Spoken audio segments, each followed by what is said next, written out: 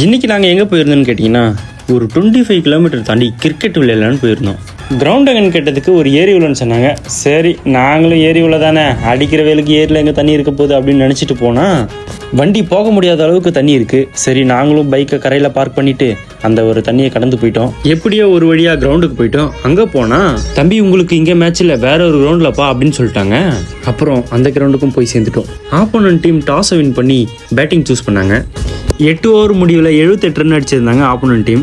Opening போன நம்ம team batsmen எல்லாருமே 6-4ன்னு பறக்க விட்டாங்க. நம்ம அண்ணனோட ஃப்ரெண்டும் ரொம்பவே நல்லா ஆடினாங்க. அப்புறம் டக்குன்னு விக்கெட்டை வேற விட்டுட்டாங்க. லாஸ்ட் 12 பாலுக்கு 30 ரன் இருக்கும் பட்சத்தில் ஒரு பிளேயரை ஒருத்தரை இறக்கி விட்டோம். ஆப்போனண்ட்டில் இருக்கிறவங்க எல்லாம் என்கிட்ட கேட்டாங்க, தம்பி என்னப்பா இவர் ஆடுவாரான்னு கேட்டாங்க.